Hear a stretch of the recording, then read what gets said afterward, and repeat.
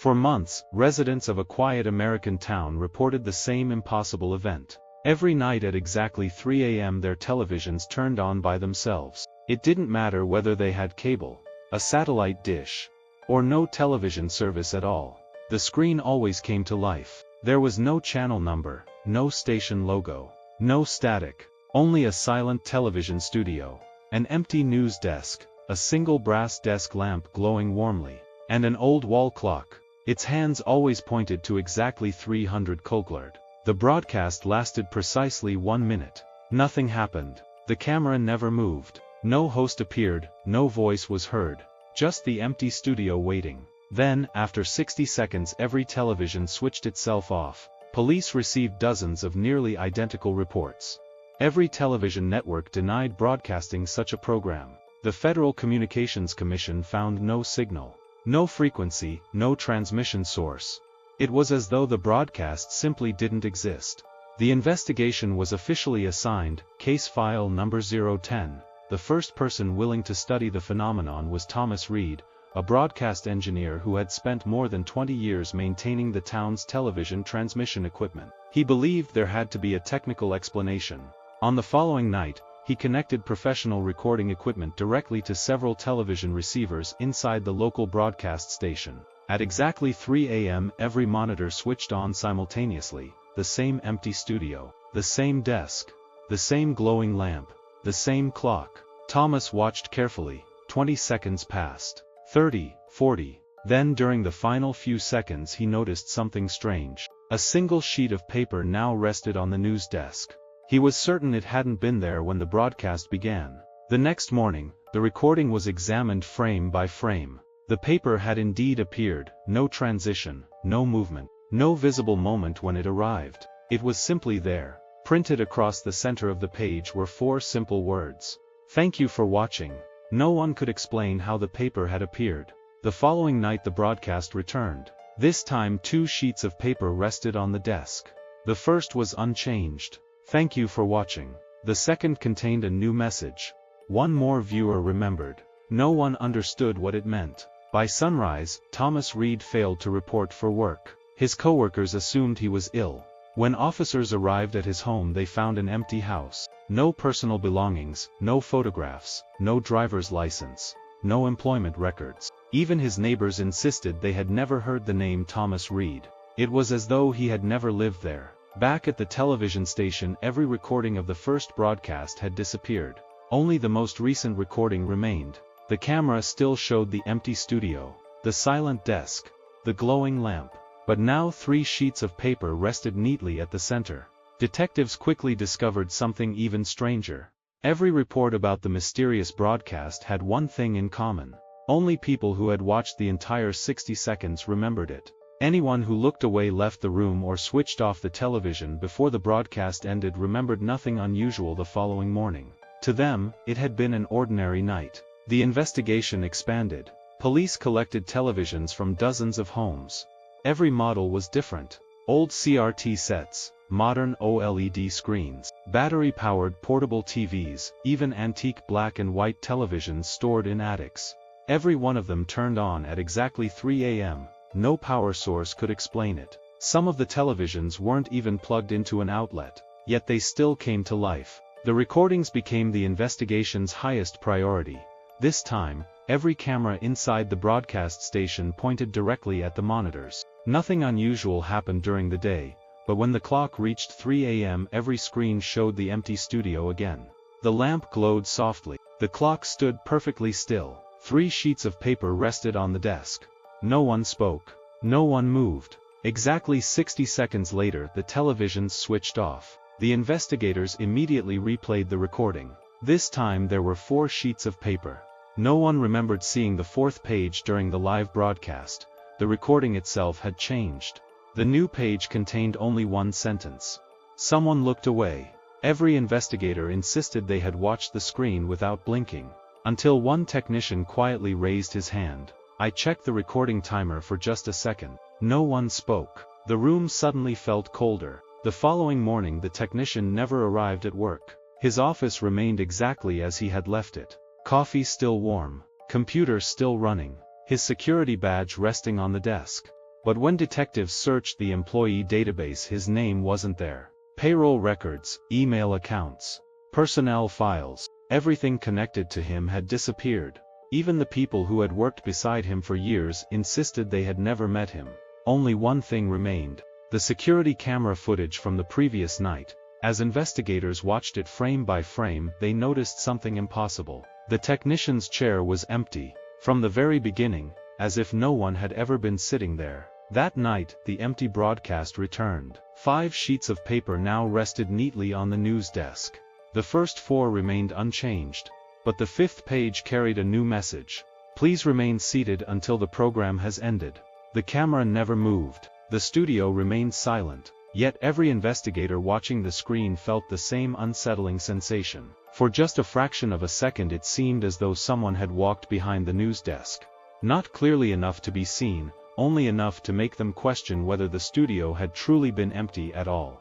After the technician disappeared, the investigation was transferred to federal authorities. A new experiment was approved. This time no one would watch the broadcast. A single television was placed inside an isolated testing room. Several cameras were positioned around it. Their only purpose was to record the broadcast without a single human observer present. At exactly 3 a.m. the television turned on by itself. The familiar studio appeared once again. The empty news desk. The brass desk lamp. The old wall clock. 5 sheets of paper resting neatly on the desk. 60 seconds passed. Nothing moved. The television switched itself off. The following morning, investigators reviewed the recording. The first seconds were identical to every previous broadcast. Then at exactly 48 seconds one analyst suddenly paused the video. Everyone leaned closer to the monitor. Behind the news desk, barely visible, stood a faint silhouette. It was so transparent that no one had noticed it during normal playback. A human figure, perfectly still, sitting behind the desk where everyone had believed no one had ever been. The image was enlarged. The contrast increased. Advanced enhancement software was applied. And something even stranger happened. The clearer the silhouette became, the less visible the laboratory itself appeared. It was as if the software wasn't improving the image. It was rewriting reality. One computer monitor disappeared. Then a chair. Then an evidence folder lying on the table. At first, everyone assumed it was a software malfunction. But when one technician turned around, the chair was actually gone. Not moved, not stolen. Gone. As though it had never existed. The experiment was immediately terminated. Every copy of the recording was ordered to be destroyed, but no one could delete it. The files refused to disappear. They couldn't be erased. They couldn't be overwritten. Every attempt failed. Moments later the recording simply returned. Same file name. Same creation date, same duration. Exactly 1 minute. The following night the broadcast returned once again. Now 6 sheets of paper rested upon the news desk. The first 5 remained unchanged. The 6th carried a new message. Thank you for participating. For the first time since the investigation had begun, the old wall clock moved. The second hand slowly advanced 1 single second, then stopped forever. Exactly at 3:01. At that precise moment the brass desk lamp went dark. The television studio disappeared into complete darkness. Several long seconds passed. Then from somewhere deep within the darkness another silhouette slowly began moving toward the camera. It didn't walk, it didn't run, it simply became closer. As though the camera itself was being pulled toward it. Just before anyone could make out its face, the television switched off. The laboratory fell completely silent. Finally, one detective whispered the question no one else wanted to ask. We've spent all this time believing we were watching the broadcast. He stared at the black television screen, then quietly finished his sentence. What if it has been watching us all along? No one watched the broadcast the following night. That was the official order. Every television inside the federal laboratory was disconnected. The isolated testing room was sealed. The power to the entire floor was shut off. At 2:59 a.m., investigators waited in complete darkness. When the clocks reached 3:00, something impossible happened. The TV inside the sealed room turned on anyway. It wasn't connected to electricity, yet its screen glowed with the same cold light. This time the studio looked different. The empty desk remained. The brass lamp burned steadily. The clock still read 3:01, but the papers were gone. Instead, a single wooden chair now stood in front of the news desk, facing the camera. Empty. Waiting. No one entered the room. No sound came from the television, only silence. Exactly 60 seconds later the screen went black. The investigators replayed the recording. The chair was there from the beginning. No movement, no shadows.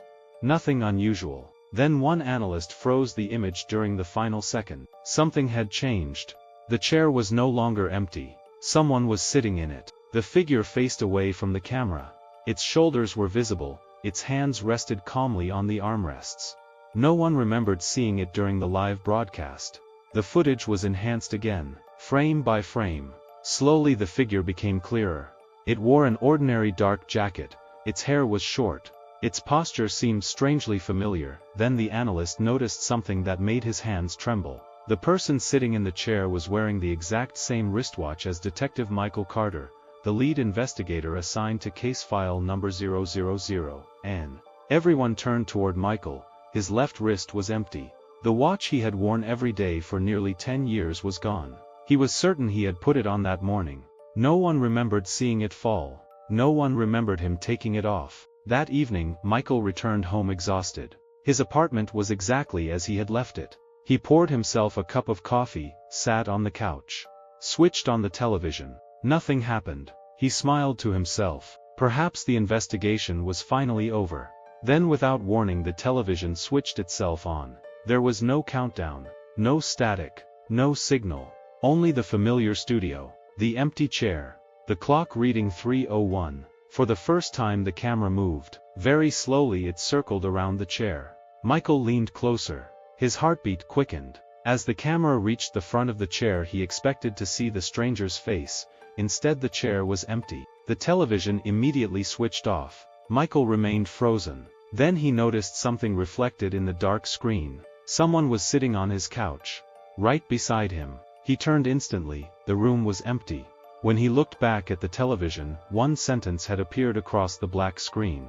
"Thank you for staying until the end." The screen went dark. A few seconds later, Michael's phone vibrated. It wasn't a text message. It wasn't an email. His calendar had created a new reminder by itself. Tomorrow, 3 a.m. studio entrance. No location, no address. Only those 2 words. Michael stared at the reminder. Then, slowly he realized something that had never occurred to anyone during the entire investigation. No one had ever asked where the television studio actually was. The following morning, Michael couldn't stop thinking about the reminder on his phone. Studio entrance. There was no address. No coordinates. Then, at exactly 9 a.m., a new email appeared in his inbox. No subject, no sender. It contained only a single attachment. An old city map. One location had been circled in red pencil. An abandoned television studio on the outskirts of town. It had officially closed more than 40 years earlier. According to public records, the building had been scheduled for demolition decades ago. For reasons no one could explain, it had never been torn down. That afternoon, Michael and 2 federal agents drove to the location. The building stood alone behind an overgrown parking lot. Tall concrete walls, rusted steel doors, broken windows covered in dust. Above the entrance, faded metal letters still clung to the weathered facade. Channel 8. There was no electricity, no sound, only the beams of their flashlights cutting through the darkness. The air smelled of dust, old cables, and forgotten machinery. Everything looked as though people had walked away many decades earlier and never returned. They slowly made their way down a long hallway. Editing rooms lined one side. Immediately sound booths lined the other. Every surface was buried beneath a thick layer of dust. There were no footprints. No signs that anyone had entered the building in years. At the end of the corridor stood a pair of heavy wooden doors. Above them hung a faded sign. The Studio A. The doors were slightly open. Michael carefully pushed them inward. The room beyond was instantly familiar. The same news desk, the same brass desk lamp, the same old wall clock. Everything looked exactly as it did during the mysterious broadcast, except for one impossible detail. There were no television cameras, no studio lights, no control room, no microphones, nothing that could have produced a broadcast.